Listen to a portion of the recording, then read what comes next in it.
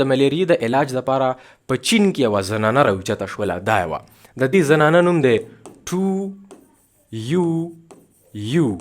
دا د چین زنانه ده. په 1900 کې دا راپاڅېده د کټ نه او یو بوټی یې راواخیستو په ځنګل کې. د دغې بوټي نوم دی آرټیمیسیا انوا. په انګلیش کې ورته ویلی شي سویټ ورم ووډ. دا بوټی وټکولو په لنګرۍ کې او د دې نه جوس ویستلو او دغه جوس یې لیبارټرۍ ته وړو او په دغه جوسو کې دننه دې یو کیمیکل ولیدلو. یو کیمیکل یې پکې ولیدو او د هغه کیمیکل نوم دی آرټیمیسینین. جی السلام علیکم. یو مچر دی اوس هغې کې د ملیریا جراثیم پراته دي او دغه مچر روان شو صحتمند سړي ته ټک ورکو. اوس په دغه صحتمند سړي کې د ملیریا بیماري څنګه را پیدا شي د لیکچر 3 کې به نن دا خبره کوو.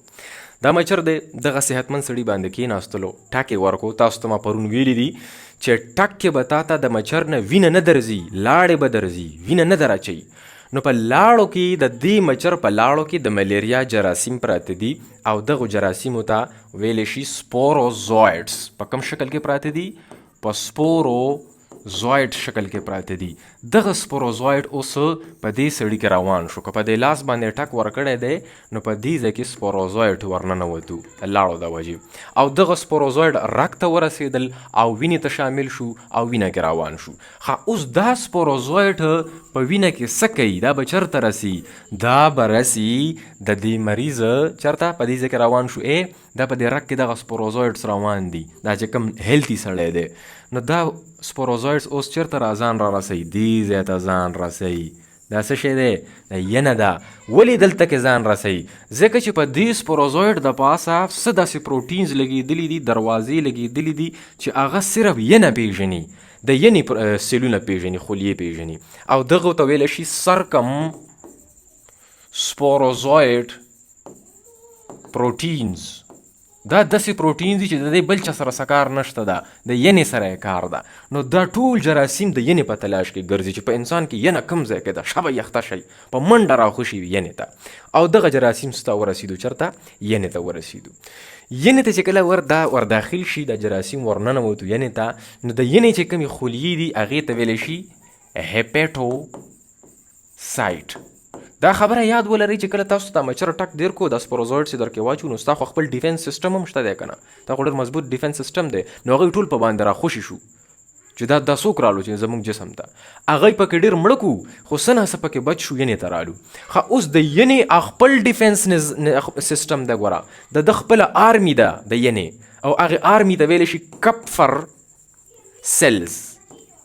دا میکروفیجز دي خو ریزیډنټ میکروفیجز دي، صرف دلته پای بل ځای کې به نه پایي. دا میکروفیجز دي اصل کې خوړل کوي، دشمن خوري. نو څه دی وخوري؟ دغه sporozoid چې کوم دلته راورسېدو نو دم پکې وخوړلو خو بیا هم څه ناڅه بچ شو. د ینې نه به اوس موږ یو سیل راوالو، هیپاټوسایټ به یو راوالو. دا واله یو هیپاټوسایټ دې ته راننوتی دی د ملیریا جراثیمو. دا واله څه نومې دی؟ sporozoid نومې دی.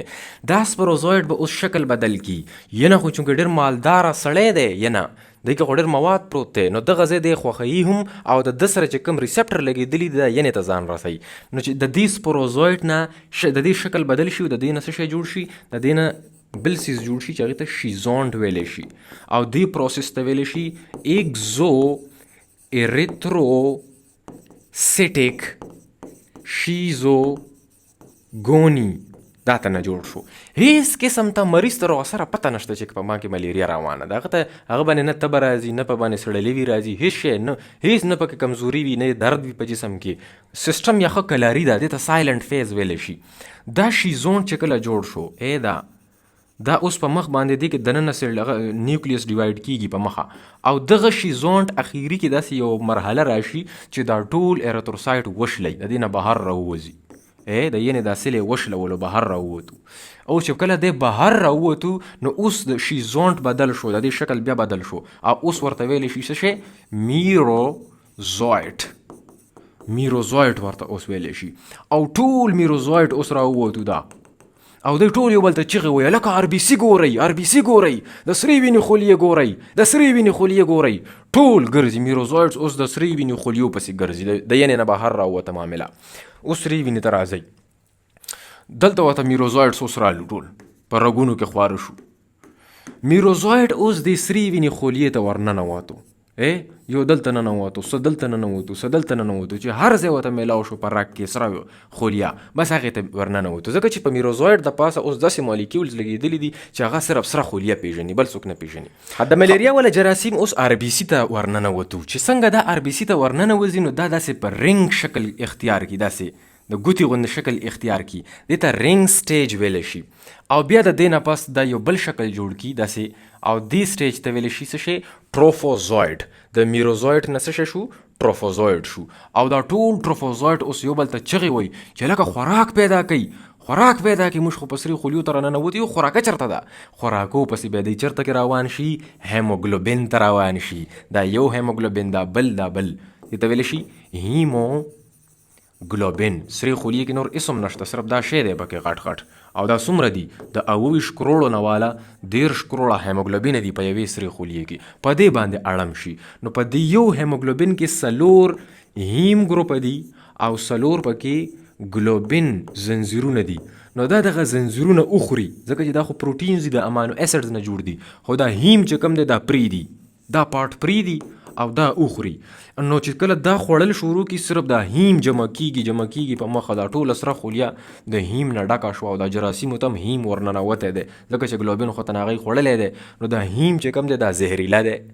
دا د سرې خلیې دپاره هم زهریله دی او دا د جراثیمو دپاره هم زهریله دی نو دی بیا خپلو کې مشوره وکړي چې اوس د دې هیم نه څه شی جوړو لکه د دې نه یو داسې څیز جوړو چې هغه موږ ته نقصان رانه کړي نو د دې نه دی جوړ کړي هیموزوین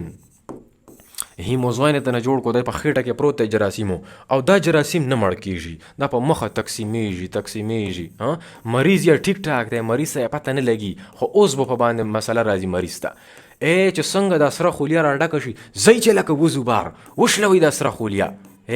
سره خولیا یې وشلوله سره خولیا ټوله وشلېدله او څه شی ته نه ووتو بهر میروزوایټس ته نه بهر ووتو میروزوایټس دې پارټ ته ویلی شي اریتروسیټیک شیزوګوني هغه شیزوایډ چې دی کې دننه شیزوایډز هم جوړ شوي دي خو دې ته اریتروسیټیک شیزوګوني ویلی شي ځکه چې اریتروسایډ دلته کې بلاست شوي دي ختم شوي دي دا چې کوم رپچرینګ وشو دا سره خولیا وشلېدله میروزوایډس بهر راووتو نو دا د جراثیمو چې کوم پروټینز دي هغه هم بهر راووتو هیموزوین هم بهر راووتو جراثیم پخپله هم بهر راووتو دا چې کله مسله جوړه شوه دلته نو دلته په دې سرو خلیو کې خو ګیر چاپېره موږ سره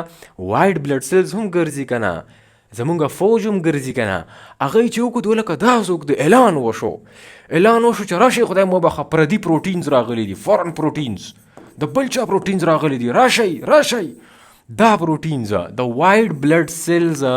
سګنل یې راویستې اعلانونه شروع شو په اعلان کې څوک شامل دي په اعلان کې شامل دي ټیومر نیکروسس فیکټر الفا په اعلان کې شامل دی انټرلیوکین 1 په اعلان کې شامل دی انټرلیوکین 6 دا اعلان دی غټه اوس به د ملیریا علامات شروع کیږي ملیریا په علاماتو کې 3 سیزونه دي پهله به در باندې راځي سړلی وي انسان به دګیږي ورپسې به راشي تبه ورپسې به راشي خویله او دغه 3 وړه علامات به بیا سبا بیا ریپیټ کیږي سبا یا بل سبا دغه سایکل به روان وي دا سایکل چا روان کړی دی دا چې کومه چغه وال شوي ده دا چغه چا والی ده دا ستا قوت مدافعت والی ده ټیومر نیکروسس فیکټر الفا انټرلیوکین 1 انټرلیوکین 6 دا مالیکیولز رایستي دي دا کیمیکل یې رایستي دي او دا کیمیکل چې ستا بره مزغو ته ورسېدو دلته رالو ګورئ دا چغه څنګه راوچته شي دا علامات څنګه راوچت شي دې هایپوتلمس ته دا 3 واړه کیمیکل راورسېدو د زما د قوت مدافعت والا او دته یې وویل چې هلکه خدای دې تباه نه کړه لاندې په وینه کې ټول جراثیم ګرځي او ته اوده پروت یې اوچت که دا ټمپریچر د ټول جسم ټمپریچر په 37 ډګري سیلسیس باندې ساتلی دی 30 او دغه ټمپریچر دغه سیټ پوینټ یې اوچت کو 39 ته یا 40 ته موږ به ووایو چې 39 ته سیټ پوینټ اوچت شو اوس به هایپوتلمس لاندې ټول جسم 39 ته رسوي ځکه چې سیټ پوینټ سټنډرډ ورته اوچت شو چې کومه ویلیو ورته فکس شوي ده هغه د 37 نه 39 ته لاړه نو ټول جسم به اوس 39 ته رسوي 40 یا یو کم 40 ته به رسوي نو لاندې ټول جسم ته هایپوتلمس کمانډ پاس کی په خېټه کې چې کومې پرزې پرتې دي هغه په دګا شي دګیږي دې ته چیلز ویلی شي او د دګېدو دغه فایده ده چې درجه حرارت به دې اوچت شي کم شي چې دګیږي خوځېږي نو هغې کې خو هیټ جوړیږي که نه ګرمایش پکې جوړیږي نو جسم کې ګرمایش راوچت شو او د دغې ګرمایش د وجې انسان باندې څه شی راله تبه راله چیلز او بیا ورسره څه شو فیور ځکه چې سیټ پوینټ دې اوچت شو که نه ته پهله په 37 پروت وې اوس په 39 پروت دی نو ته بې ونیولې که نه ښه چې ته بې ونیولې نو ګوره دا هغه سرې وینې خلیې دي دا شلېدلي دي د دې نه بار جراثیم راوتي دي څوک ته نه راوتي دي میروزوایټس ته نه راوتي د ملیریا والا جراثیم اوس دغه جراثیم به اوس نورو سرو خولیو ته ورننوځي فرش سرو خولیو ته چې هغې کې بیماري نه ده راغلي چې کله دی دغې ته ورننوځي که نه داسې دا جراثیم غیب شو دې ته ورننوتو دا به اوس دې کې 2 ورځې تېروي یا 1 ورځ به تېروي نو بیا ستا فوج ته ستا دغه جراثیم نه ښکاري وایي چې څنګه چې لکه جراثیم خو غیب شو جراثیم دلته راننوتو 2 ورځو دپاره یا 1 ورځې دپاره دې جراثیمو مقدار بهر ختم شو نو ستا فوج ووایي چې کنې بیماري ختمه شوه نو بیا دی هایپوتلمس ته میسج پاس کړي چې راکوز که دا ټمپریچر واپسه نو د 39 نه یې واپسه 37 ته راولي هلته جسم خو ستا اوس په 39 ولاړ دی که نه تبه دی ده که نه هلته هایپوتلمس د نه بیا 37 ته رالو نو بیا هایپوتلمس د دې سرمن د لاندې چې کوم رګونه پراته دي دا کولاو کي چې څه چلو که خویله وباسه بس ته بیماري ختمه شوله نو دا تا نه چې کله خویله ووځي نو ټول جسم دی واپس بیا 37 ته راشي نو خویله هم در باندې راله سویټینګ سایکل پوره شو اوس دغه فرش RBC چې کوم والی دی دلته سبا به د دې نه دا جراثیم بیا راوځي سبا یا بل سبا ډیپینډ اپون د پلازموډیم ټایپ چې کوم ټایپ د پلازموډیم په تا کې ننوتی دی که چېرې پلازموډیم فیلسیپیرم یا وایویکس وي نو هغه 48 ګنټې پس ډیوایډ کیږي نو دا چې کله سبا ستا یا بل سبا ستا د خولیې وي دا جراثیم به بیا دلته کې راوځي بیا به باندې ستا فوج راپاسي چې لکه دا خو بیا راغلي جراثیم اوچت که دا ټمپریچر نو سبا یا بل سبا به در باندې بیا تبه او خویله راځي دا دغه سایکل دی چې په تا کې روان دی کله کله ملیریا لږ غوندې خطرناکه شي د انسان دپاره دا ولې دا ځکه چې د ملیریې چې کوم جراثیم دا ته در ننوتي دي هغه جراثیم خطرناک دي تاسو ته ما ویلي 15 قسم ته جراثیم دي په دې کې یو جراثیم دی چې هغې ته پلازموډیم فیلسی پیرم ویلی شي دا جراثیم له غوندې خطرناک دي خطرناک ځکه دي چې کله دغه جراثیم ستا د سرې وینې د خولیه ووایي که نه دې ته ورننوځي نو ستا د ټوله سره خولیه څه شوه دا سټیکي شوله لاړې غوندې کوي بیا نښلي د هر څیز پرې او دا سرې خولیې خو په یورک کې روانې دي که نه نو دا بیا په دې رګونو پسې نښلي دا سرې خولیې اوس که چېرې دا رګ دی مزغو ته روان دی او دا سرې خولیو کې د فیلسیپیرم جراثیم ورننوتي دي او هغې د وجې دا لاړې کوي نښلي نو دا په دې ځای پسې ونښتلې دلته ټولې ونښتې چې ونښتې خو به دا خو بلډ خو نه ځي که نه مزغو ته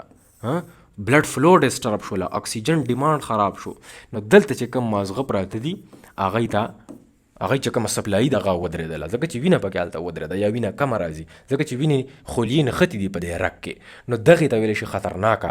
ملیریا او چې کله مزغو وینه ودرئ نو بیا ورته ویلی شي سیریبرل ملیریا ورته ویلی شي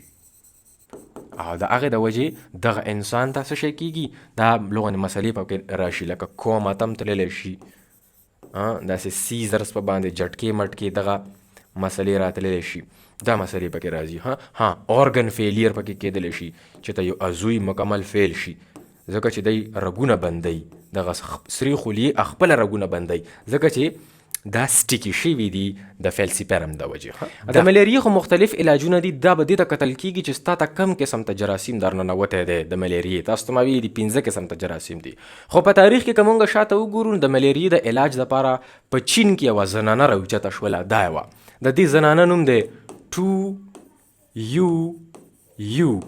دا د چین زنانه ده په 1900 کې دا راپاسېده د کټ نه او یو بوټی راواخیستو په ځنګل کې د دغې بوټي نوم دی آرټیمیسیا انوا